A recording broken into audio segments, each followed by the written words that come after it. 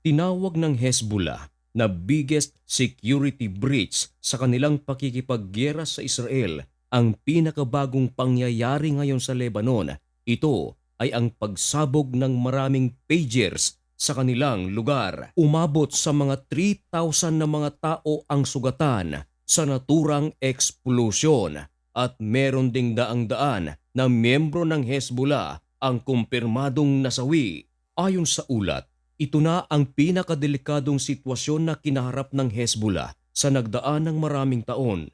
Pinagbintangan agad ng Hezbollah na Israel daw ang may kagagawan sa pagsabog ng maraming pagers sa kanilang lugar at nangako na pagbabayarin ang Israel. Pero nang magsalita ang Lebanese officials, sinabi nito na huwag padalos-dalos sa kanilang nararamdaman, lalo na wala pa silang ebidensya na Israel nga ang may kagagawa nito. Baka raw magalit ang Israel dito at may gawin na hindi kanais-nais para sa mga Lebanese, lalo na sa miyembro ng Hezbollah. Nababalot ng misteryo ang naturang pangyayaring ito at naghihintay ng isang kasagutan ang isang mahalagang tanong na kung sino nga ba ang may kagagawan sa naturang pagsabog na ito. May mga nagsasabi na baka ito ay factory defects lamang at nataon na ang mga batch ng mga pager ay nasa Lebanon at Syria. Nagkataon din na ito ay nagsabugan sa naturang lugar.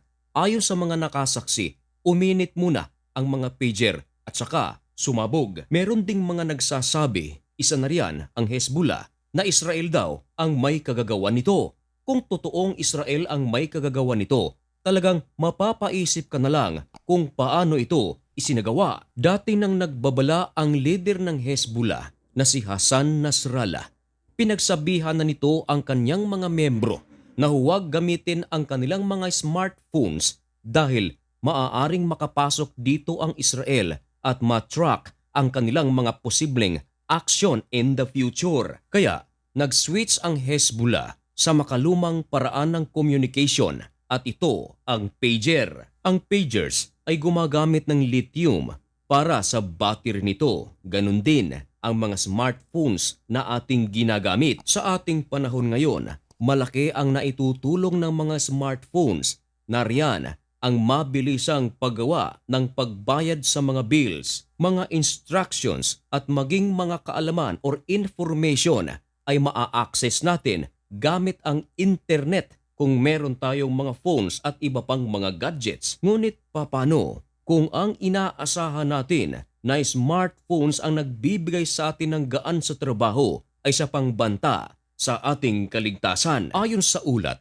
sumabog ang mga pagers sa Lebanon at Syria habang ito ay hawak ng ibang mga tao. Ang iba ay nasa bulsa, ang iba ay malapit sa mukha. Sa kasalukuyang panahon, bihira na lang sa buong mundo ang gumagamit ng pagers sapagkat sa ating panahon ngayon ay pagandahan ng cellphone, pahaytekan at palakihan. Pero kakaiba sa mga miyembro ng Hezbollah, sila ang gumagamit karamihan ng pager para sa kanilang kaligtasan at upang hindi sila matrack ng kanilang kalaban na ang Israel. Pero katakataka na maging ambasador ng Iran na nasa Lebanon ay sumabog din ang kanyang pager at sugatan. Ayon sa Lebanon's Health Ministry, puno ngayon ang mga hospital sa kanilang lugar dahil maraming isinusugod na mga sugatan bunsod ng pagsabog ng mga pagers.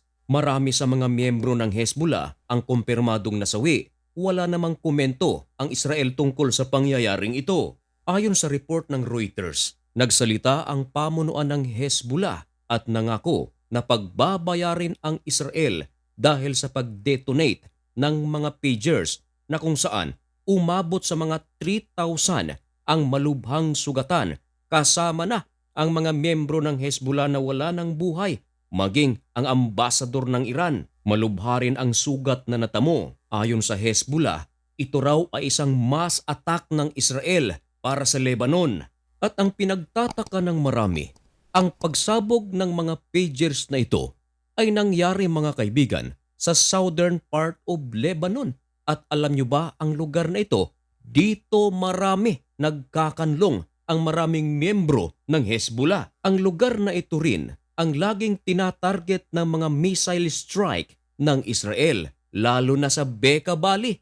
Dito rin nangyari mga kaibigan ang pagsabog ng mga pagers. Ito ang strongest strongholds ng Hezbollah. Ayon sa report ng The New York Times, ng Israel daw ay nagtago ng mga explosive materials sa isang Taiwan-made gold Apollo pagers. Bago pa raw ito ma-import sa Lebanon, ay inihanda na raw ito ng Israel. Ayon sa ulat, kasabwat daw ng Israel ang Amerika sa planong ito. Inilagay daw ang mga pampasabog kasunod ng mga battery na nasa pager at kaya nitong pasabugin gamit lamang ang detonator. Mabilis na kumalat ang paratang na ito at nakarating na sa Washington. Agad na nagsalita ang kampo ng USA. Ayon sa kanila, hindi raw sila involved o wala raw silang kinalaman tungkol sa pangyayaring ito. Bagkus, nanawagan ang United States of America ng diplomatic solution sa tensyon between Israel and Lebanon. Nagsalita rin ang mga Palestinian militant. Ito nga ang Hamas. Ayon sa kanila, ang pagsabog daw ng mga pager, ito raw ay nagpapakita na failure at talo ang Israel. Ang Israel naman hanggang ngayon ay wala pang ibinibigay na pahayag tungkol sa mga paratang sa pangyayaring ito. Samantala, ang ambasador naman ng Iran na nasa Lebanon na nagngangalang Mujtaba Amani, inoobserbahan ngayon ang kanyang kalagayan sa hospital. Kasama ring sugatan ang mga anak ng top officials ng Hezbollah. Isa sa mga kumpirmadong nasawi ay anak ng isa sa mga Hezbollah member. Samantala, ang United Nations naman ay lubos na nababahala dahil sa pangyayaring ito, baka raw sumiklab pa ng mabuti ang conflict sa pagitan ng Israel at ng Hezbollah, lalo na sa pahayag ng Hezbollah. Ayon sa kanila, hindi lang daw isa o dalawa o tatlong tao ang target ng Israel, kundi target raw nito ang buong bansa ng Lebanon. Kaya nararapat lang daw na parusahan dito ang Israel.